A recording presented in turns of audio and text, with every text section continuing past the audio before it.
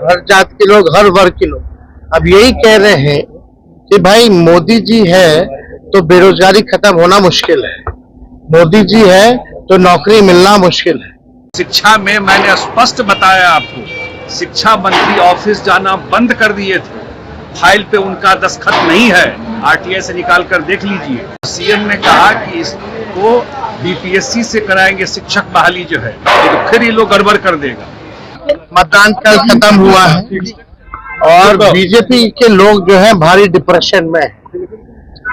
देखिए अब हर कोई, देश का हर एक युवा, बुजुर्ग, हमारे जितनी माताएं बहनें, सब लोग, हर जात के लोग, हर वर्ग के लोग अब यही कह रहे हैं कि भाई मोदी जी है तो बेरोजगारी खत्म होना मुश्किल है, मोदी जी है तो नौकरी मिलना मुश्किल है, मोदी जी है तो महंगाई पे काबू करना मुश्किल है, मोदी जी है तो गरीबी मिटाना मुश्किल है, मोदी जी है तो मुद्दे की बात करना मुश्किल है। तो लोग जो है परेशान है। मोदी जी बिहार आए, कल दो सभाएं किया उन्होंने, एक बार भी जो है मोदी जी ने मुद्दे की बात नहीं की। बिहार में 40 में से 39 सांसदों ने जिताया, कोई भी उपलब्धि बिहार के बारे में उन्होंने नहीं कहा कि 10 साल की उनकी क्या उपलब्धि है, ना ही आने वाले 5 साल का उन्होंने जिक्र किया कि क्या विजन है बिहार के लिए। बिहार के लोग तो प्रधानमंत्री से यही सुनना चाहते थे ना कि भाई आपने 10 साल में क्या किया, और फिर ठीक है आप आए हैं वोट मांगने, तो अगले 5 साल के लिए आप बिहार के लिए क्या करेंगे। तो मोदी जी ने इतना झूठ बोल लिया है 10 सालों में कि अब जनता उनके झूठ पर विश्वास करने वाली नहीं है। 400 पार के नारे नहीं लगे, इसलिए 400 के पार नारे तो आप जान ही रहे, भूल के हम तो ट्वीट किए ही थे। तो सब लोग जान रहे हैं कि भाई दूसरा चरण आते आते ये लोग 400 का जो पार का जो उनका नारा था ये मोदी जी भूल गए। और हम पहली बार भी बोले थे पहले फेज में कि 400 का जो फिल्म है इनका पहले फेज में ही सुपर फ्लॉप हो गया, और दूसरे फेज में तो ये चढ़ा ही नहीं पर्दे पर। तो हम लोग पूरे लोग आश्वस्त हैं कि इस बार देश में इंडिया अलायंस की सरकार बनने जा रही है। पूरे देश में 2 गठबंधनों के बीच मुकाबला है, एक इंडिया है, एक एनडीए है। एक संविधान को बचाना चाहती है, एक नागपुरिया कानून को लाना चाहती है कि नहीं। हमारा मतलब यही कि जो इंडिया के साथ है वो संविधान को बचाएंगे, जो नहीं है वो संविधान के खिलाफ है। तो इसमें हो हाँ क्या है। और दूसरी बात, ये महत्वपूर्ण चुनाव है और हम सब लोग मजबूती के साथ दूसरा चरण भी 5 सीट लिख लो, आज 5 सीट जीत रहे। सोने की बात है, मंगलसूत्र की बात है, तो सोने का दाम कितना बढ़ गया, सोना क्यों महंगा हो गया। आज मोदी जी की वजह से हमारी गरीब बहनें जो है मंगलसूत्र भी नहीं खरीद पाती हैं। और मंगलसूत्र छीनने की बात अगर कहा जाए, पुलवामा में जो हुआ, किसका सुहाग छीना उन्होंने। मंगलसूत्र किसके लिए पहनता है कि सुहाग जो है हमारा पति जो है वो सुरक्षित रहे, उसकी लंबी आयु के लिए पहना जाता है। पुलवामा में जो हुआ तो किसने सुहाग उसका छीना। जेपी नड्डा आपके परिवार के ऊपर हमला किया, मीसा भारती का मतलब समझाया। हमको तो खबर आ रहा कि वो बहुत सारा बैग उठा के लाए हैं, जहाँ जहाँ चुनाव रहा वहाँ बांट रहे।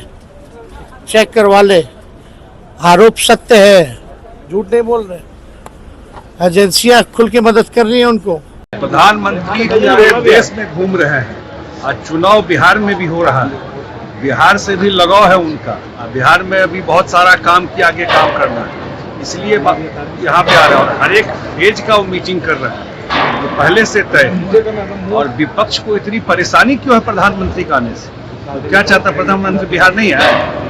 प्रधानमंत्री बिहार आ रहे हैं और आगे की फेज में भी आएंगे, आगे भी प्रधानमंत्री आएंगे।